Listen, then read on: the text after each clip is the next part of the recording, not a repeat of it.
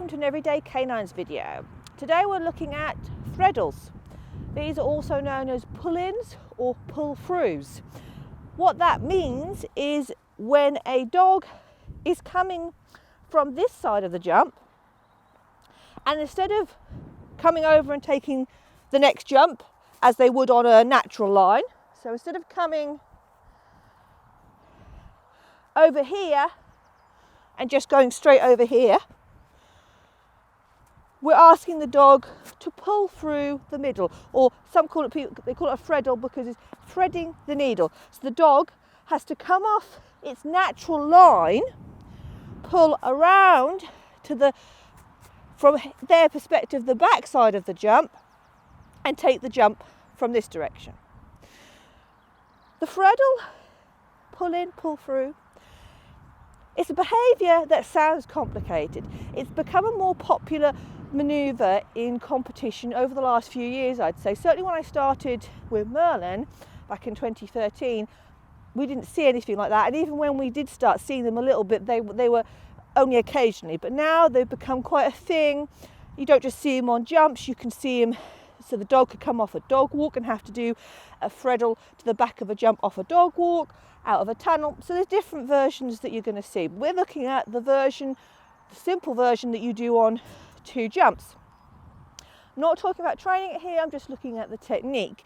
So this would be a fairly standard threadle situation you would see on a course, where the dog is being asked to come over this jump, pull in, take this jump. And I'll show you what it would look like. Loop, loop, come, good girl. So you see, the dog listens to the cue and the body position, and they pull in. That was done nicely and smoothly. Before I talk to you a bit about the mechanics and how you handle this, let me talk to you about the 3 versions of the threadle.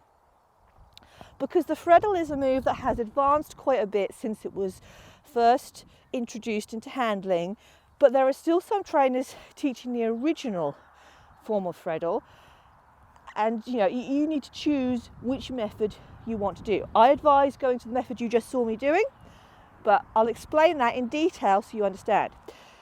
So the original form of a pull-in threadle, which I was taught, you'd ask your dog to come over this jump and you would turn towards them. You would pull them on this arm. So if you imagine that was your drive arm, we talked about drive arms, this then changes to be a drive arm, so we've almost done a front cross.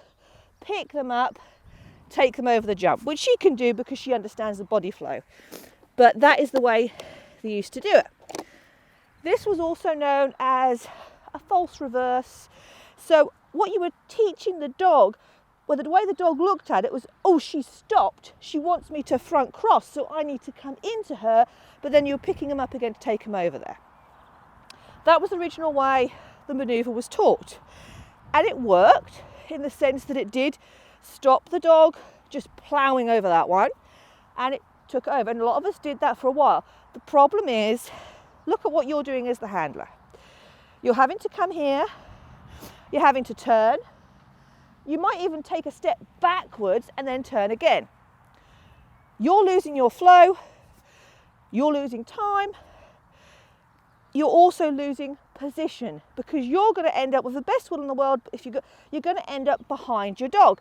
If you now need to be doing something complicated over there, you're behind your dog, and we never want to be behind our dog if we can help it. You still see that form of pull-in threadle even at quite a top level, but that is gradually fading out because there are much better ways to handle this manoeuvre. So that was version 1. Version 2 was a modified version of version 1. In this version, we're not doing the whole backwards manoeuvre, but we are still using the arm, the different arms. I'm going to be here, loop, loop, come.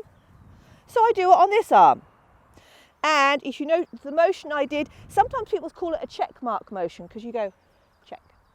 So you bring them in, put them there. Now you say to yourself, well, that's handy.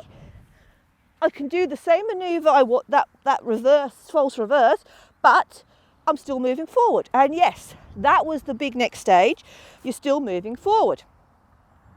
However, though that is a much better version of doing the Threadle, there is still a problem, and this is what's been coming up in recent years, because though you're moving forward, if you look where I was, I still ended up behind my dog. And because I'm having to turn my body, I'm not actually running forward in full motion, because I can't. Because I'm trying to do this, you just can't. And also I've got to be aware of where I'm going.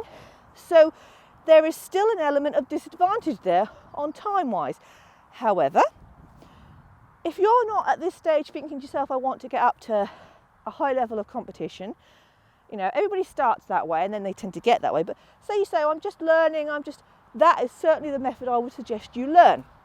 The reason being, it's very obvious for the dog because of the change of arm, and it is still going to get you moving forward. So certainly that is not an issue if you want to go with that one.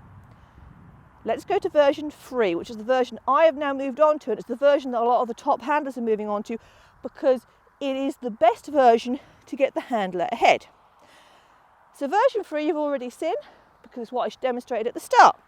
In version 3, this arm, which would be the outside arm as I'm coming, is redundant, not doing anything. The Threadle is going to be handled all on the drive arm. So the dog is going to come over, and I'm going to use my cue, pull back this arm as far as I can, so I'm opening it right up, and my dog will take that one. So let me show you what that looks like. Loop, loop, come. Good girl. You can see, when I got my words in the correct place, how much further forward I was. With this one, I only got to here before my dog was taking it. With that one, I actually got to here. So if I need to do something awkward over there, you know, there could be a weave entry I need to work or something over there, or I just want to get there, I am now ahead. That is why version 3 has become so popular. Good girl. Because it does enable the handler to get on with their job, to carry on, they're not getting stuck. But as you can see from the little mistake we made, and Swift is actually really good at these, because this was quite a tight Threadle situation, and because I was slow with my cue to tell her, so come is my cue that means come in. Because I was slow, she'd already decided that she was taking this front ways on, even though she'd already done the sequence a couple of times as a Threadle. That's fine because she was going by the information that I had given her, because my verbals are more important to her than my body line. So those are your fundamentals, the 3 styles of the simple Threadle. There is another version of Threadle I will show you, but not just yet. I advise you to study these different methods if you can, watch them in competition. Watching crafts and things like that, you'll see different versions, but you'll see a lot of people using the one-arm Threadle. And it's worth having a look and deciding what would I like. Honestly saying, though this one looks intimidating, you think, oh, it's not as obvious with the body motion, once you get the hang of it, it's actually so much simpler for the handler. And the dogs do understand it most of the time when the handler gets the words in the right place in the right time. In the next episode of this, I'm going to actually look at the actual handling skills you will need to do a Threadle and the verbals, and explain a little bit more about that. But those are your fundamental, your basics, your 3 versions, so you know what you will be looking for when you go about teaching this skill. I hope you've enjoyed this Everyday Canines video, and if you have, you might like to subscribe to the YouTube channel to keep up with all the new videos coming out. And you can also follow us on Facebook and Instagram, and I hope to see you all again very, very soon.